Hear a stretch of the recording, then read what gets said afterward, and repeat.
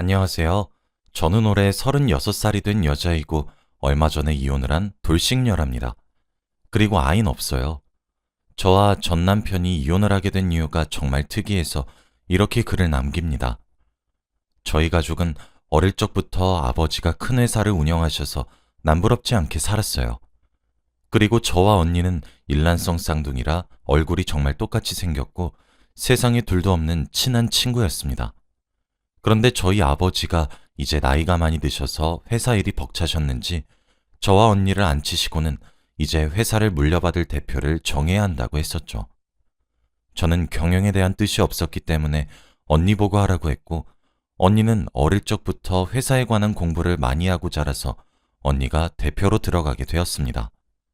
그래도 아버지는 아직 회장 자리에 계셨고 예전보다 일을 줄여 대부분의 업무가 언니에게 가는 형식이었죠. 언니가 대표 일을 하는 대신에 저는 아버지의 재산을 많이 물려받게 되었어요.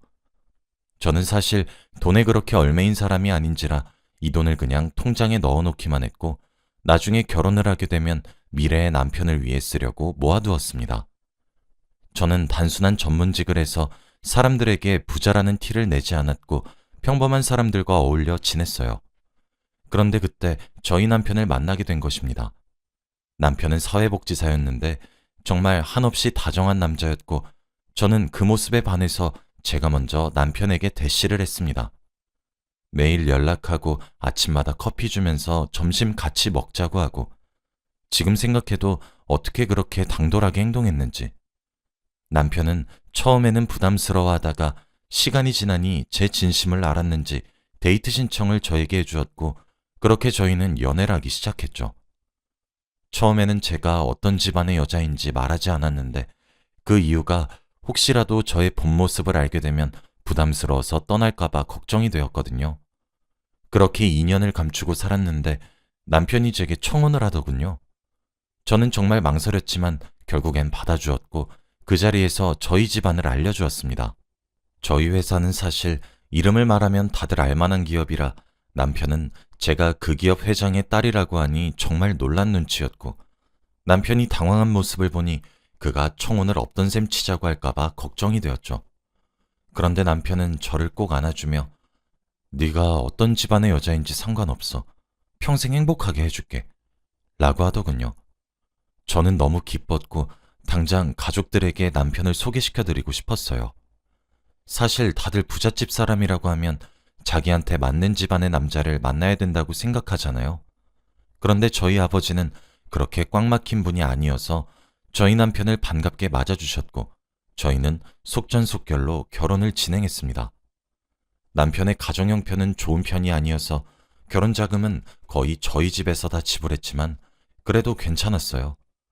아버지는 남편 보고 우리 회사로 들어와서 일을 해보는 게 어떻겠냐고 물었고, 남편은 워낙 사회복지사라는 직업에 애정이 깊었는데 오랜 고민 끝에 감사하다며 차근차근 일을 배워나가기 시작했죠. 그런데 남편은 다행히 성실하게 일을 잘해서 대표인 언니의 밑으로 들어가게 되었습니다. 남편은 저희 언니와 같이 일을 하다 보니 둘은 급속도로 친해질 수 있게 되었죠.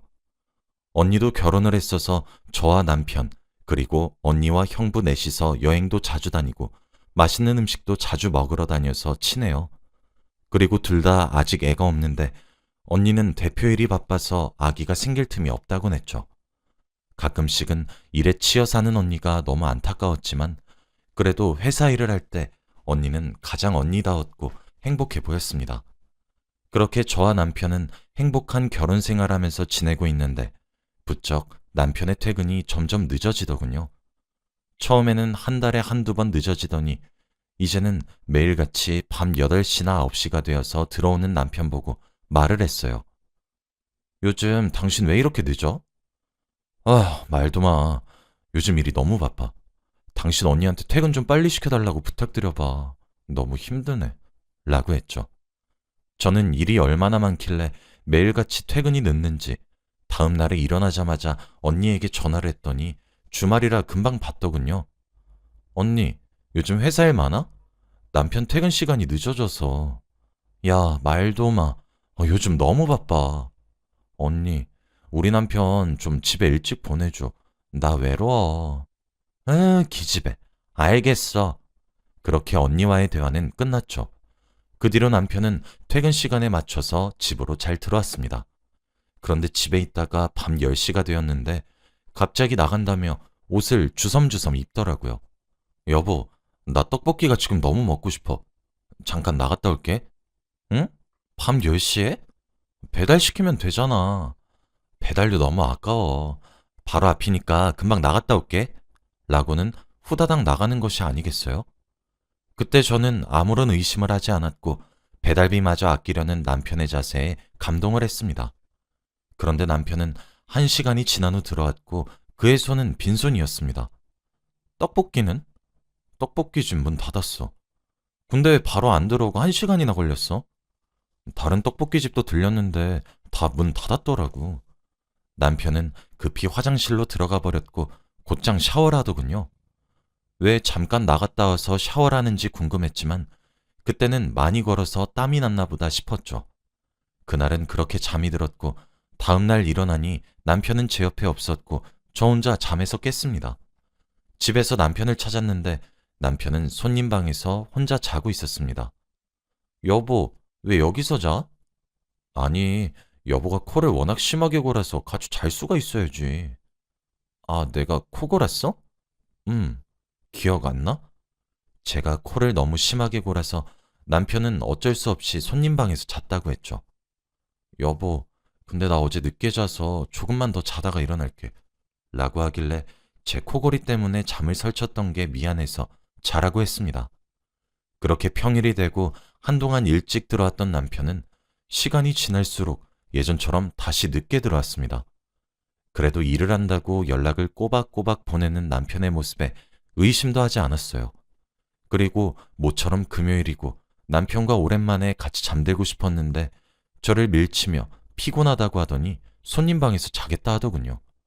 미안해 여보. 오늘 너무 일이 바빠서 힘들었어. 아무리 그래도 이건 아니지. 우리 신혼 맞아? 아, 좀. 남편이 밖에서 돈 벌고 온다고 힘들었다고 하잖아. 그럼 이해 좀 해줄 수 있는 거 아니야? 그렇게 남편은 자리를 박차고 외투를 챙겨 집을 나갔습니다.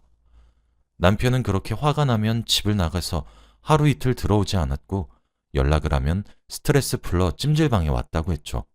저는 그래도 그렇게 찜질을 하고 땀을 빼면서 혼자만의 시간을 가지는 건 이해할 수 있었습니다. 저는 근데 결혼을 하고 모든 일을 그만둔 상태라 집에서 혼자 있는 게 너무 심심하고 외로웠어요. 친구들은 다들 밖에서 일하느라 바빠서 놀자고 부르지도 못했고 하나밖에 없는 남편은 매일같이 늦게 들어와서 코골이 때문에 각방을 쓰고 그래서 저는 남편에게 우리 아기 가지는 거 어때? 라고 물었죠. 남편은 내가 너무 바빠서 안 될 것 같아. 우리 조금 더 여유 생기면 그때 낳자. 라고 하거나 우리 아기 없어도 행복하잖아. 그냥 둘이서 평생 살면 안 돼? 등등 다양한 핑계를 대면서 저희의 이세를 반대하더군요. 주위 친구들은 신혼이라 좋겠다고 해도 저는 이게 결혼을 한 건지 만 건지 싶었죠. 요즘 따라 부쩍 저에게 소홀해진 남편과 관계 회복을 하고자 남편이 손님 방에서 자고 있을 때 몰래 옆에 누워 있으려고 했는데 남편은 깊게 잠이 들었는지 제가 옆에 누워도 꿈쩍도 안 하더군요. 남편을 흔들며 깨웠더니 눈을 뜨고 저를 보고 갑자기 수영아, 깨우지 마. 라고 하며 저를 안는 게 아니겠어요?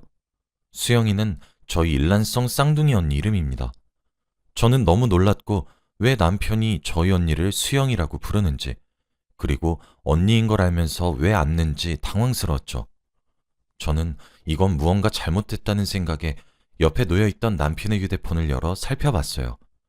남편의 휴대폰 속에 남겨진 내용들은 정말 충격적이었는데 그들은 거의 연인 관계처럼 대화를 했습니다. 오늘은 몇 시에 만날까? 내가 데리러 갈까? 수진이한테 안 들키게 말 잘했어? 떡볶이 사러 갔다 오겠다고 하고 나왔어. 오늘 너무 좋았어. 등등 이때까지 저에게 했던 말들이 모두 둘 사이를 위한 거짓말이었던 것을 알게 되었죠. 그리고 무엇보다 제일 충격적이었던 것은 그들은 미래를 그리며 둘이서 아기도 낳고 알콩달콩 살기 원했고 그들은 상속받은 제 재산을 무엇보다 원했죠.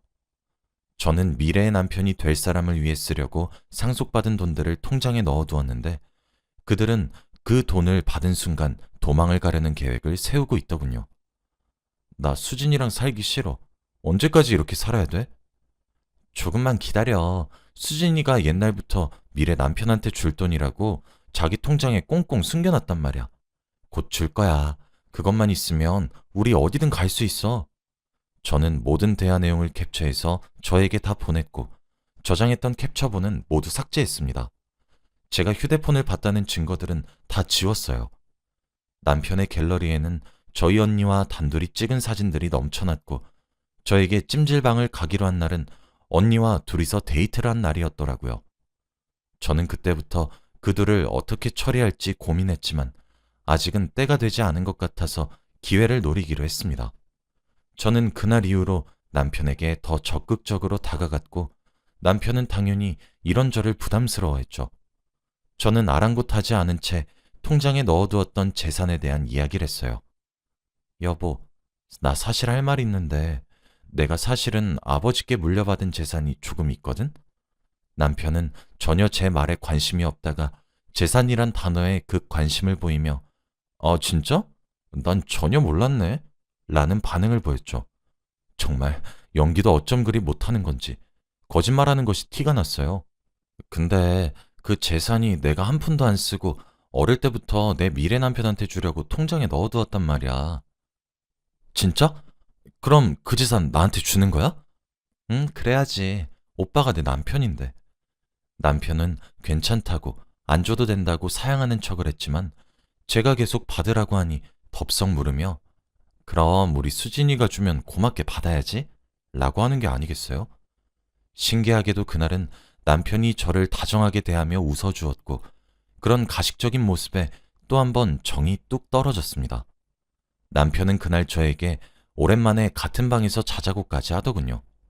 나 코골이 심한데 괜찮아? 우리 수진이 내가 너무 사랑해서 그런 거 이해할 수 있어. 라고 하길래 그렇게 오랜만에 한 침대에서 잠을 잤어요. 그날 밤 남편의 휴대폰을 열어 언니와의 대화 내용을 몰래 훔쳐보니 수영아, 드디어 수진이가 재산에 대해 얘기했어. 그래? 우리 이제 행복할 일만 남았다. 곧 줄 것 같은 분위기야. 저는 너무 어이가 없었지만 그 대화 내용마저도 제 휴대폰으로 보냈습니다. 이렇게 저는 이혼 자료를 모아가고 있었죠. 저는 그들이 퇴근 후에 도대체 어디서 뭐 하는지 직접적인 외도 증거를 모으기 위해 그들을 미행하기로 결정했고 퇴근 시간이 될 때쯤 회사 건물 지하 주차장에 주차라고 기다렸어요. 그런데 그들은 퇴근 시간이 되자마자 같이 손을 잡고 주차장으로 나왔고 자연스럽게 언니의 차를 같이 타고 어디론가 갔죠. 그렇게 차를 타고 10분 정도 가더니 사람이 전혀 없고 아주 한적한 한강 부근에 차를 주차하더군요. 그런데 20분이 지나도 그들은 내리지 않아서 저는 예상을 하고 휴대폰으로 동영상 녹화 버튼을 누른 후 휴대폰을 들고 언니의 차로 향했어요.